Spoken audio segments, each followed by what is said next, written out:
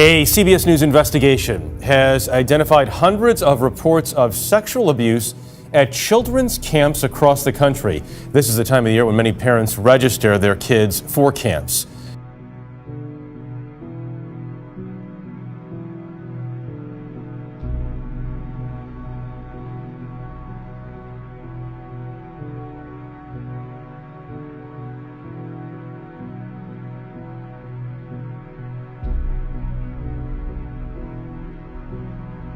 "30 pages just about the West Coast parishes with 8 connections to Brophy College Prep." The Jesuits, which oversee the placement of some Catholic priests, released a nationwide list of clergy accused of sex abuse. Now, 8 of the priests at one time served at Brophy Prep. The CBS News investigation has uncovered an alleged lack of action by one of the most powerful Catholic Church leaders in handling sex abuse claims. Cardinal Daniel DiNardo has been the Archbishop of Galveston, Houston since 2006 and is president of the U.S. Conference of Catholic Bishops. Last week, he presided over around 300 bishops in Baltimore to address the church's sex abuse crisis. It's being called the Summer of Shame. 6 months of sexual abuse revelations that have rocked the Catholic Church.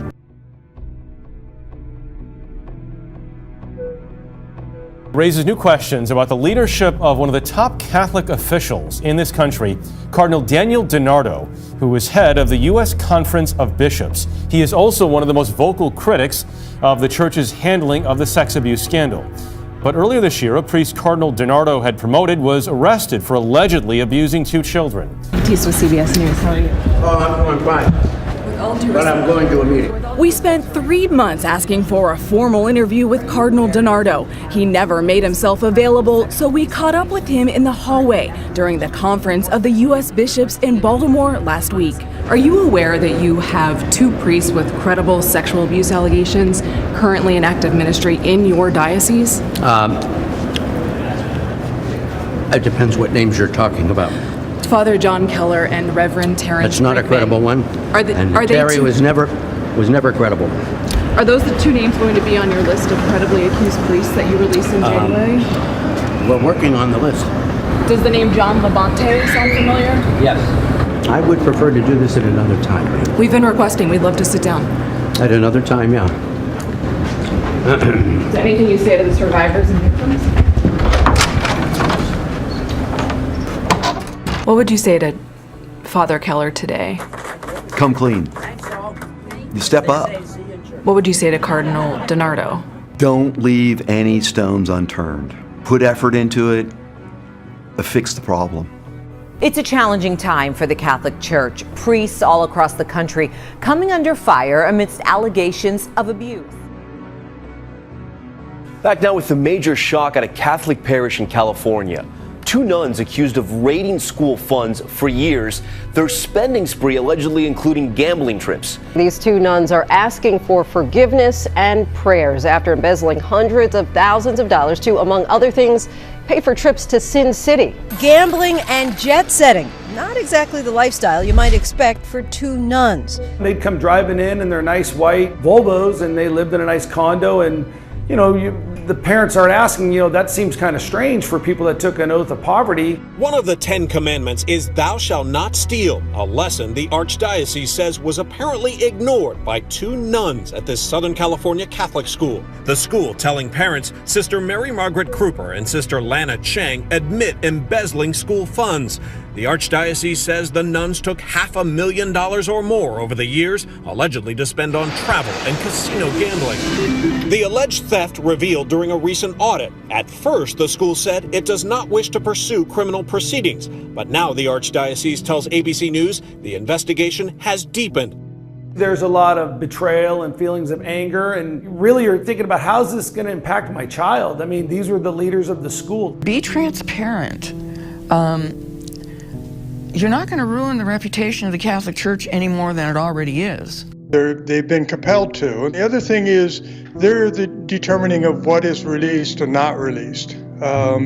We would call for an outside civil agency to do the investigation. The church is not a good institution for deciding what is credible or not credible. But we spoke with victims who say DiNardo still has their abusers in active ministry. We must begin the healing process by eliminating the evil of sexual abuse. Cardinal Daniel DiNardo has been the Archbishop of Galveston, Houston since 2006, and he's vowed by January to release a list of all the priests in Houston who have been, in the church's judgment, credibly accused of sexually abusing a child. It's not going to be a complete list.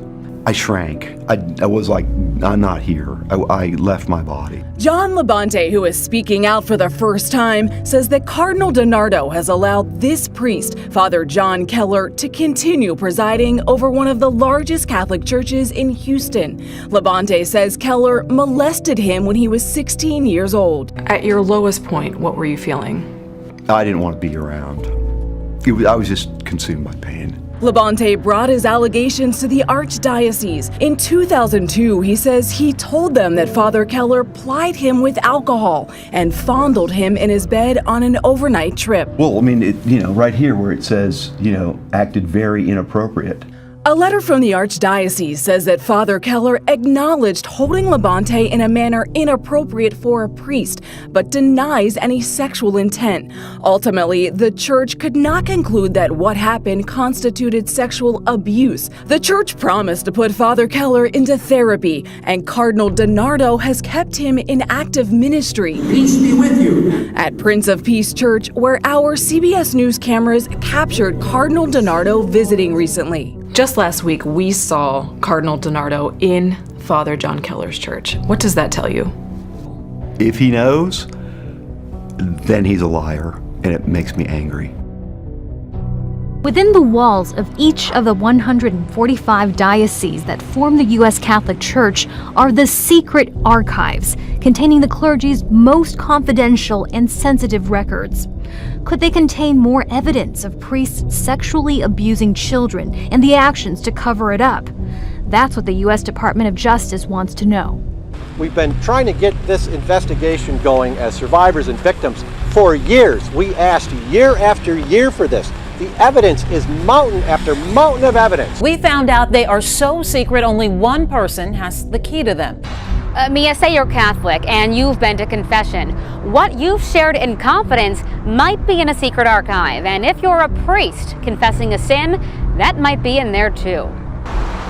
Among the beliefs the Catholic Church holds sacred is the confession of sins, no matter how dark. In their belief system, people's souls depend on it. And that clergy need to keep those sins confidential so that people keep showing up. If people don't go to confession because they think it will be disclosed, then that somehow can place them eternally in jeopardy. Priests must confess too, and as lecturer Aaron Ott with the University of Houston's Religious Studies program explains, sometimes, just as psychiatrists do, notes are taken, and they go into what the church calls a secret archive. What do you assume that these secret archives actually look like? The conspiracy theories abound about Vatican secret archives, and Dan Brown has made a career out of it, in his novel writing. But more than likely, it's a filing cabinet with that is marked confidential. Archives that only the bishop has a key to, according to canon law. Canon law are the bylaws by which the church runs itself. Authorities searched the secret archives of the Archdiocese of Galveston, Houston well into the night, looking for evidence of more clergy sex abuse. That's the risk that they run by maintaining a file like this, because they potentially have consolidated into one place internal documents that can be the motherlode of evidence. The report found over 1,000 child victims identified in the church's own records. It names more than 300 predator priests in 6 dioceses. It came on the heels of an investigation in Pennsylvania. It was child sexual abuse. Families we spoke to say safety is one of their top priorities. But we found reports of more than 500 victims who were allegedly sexually abused at children's camps over the past 55 years. At least 21 of those cases surfaced this year alone. It's a story that's been repeated again and again across the U.S.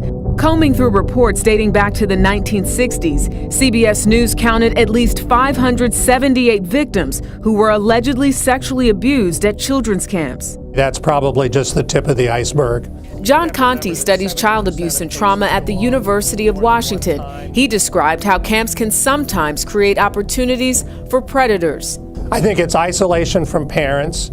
It's out of a normal routine. Some kids are old, a little bit older, and they're feeling more independent, and they may have a false sense of security. After you took a shower, you'd put on your towel, and he didn't want you to wear underwear under it, and he'd check you. This video shows a Texas boy telling a psychologist what a camp counselor did to him in 2009. It allegedly happened over the course of 12 days at an overnight summer camp named Camp La Junta. When he returned home, the boy's mother says she knew something was wrong. He was a different kid. He was not the happy-go-lucky little boy that loved to play outside. It wasn't until 10 months later that her son revealed a 20-year-old camp counselor named Matthew Beauvais had allegedly molested him. And what was your initial reaction? I wanted to throw up. I was nauseous. Combing through news reports dating back to the 1960s, CBS News counted more than 550 victims who were allegedly sexually abused at children's camps. More than 14 million people attend camps each year, but there are no national regulations for camps to follow. 8 states have no requirements for overnight camps to be licensed, and 18 states don't require background checks for employees. Further complicating matters, more than 20,000 camp counselors came from foreign countries on visas last year.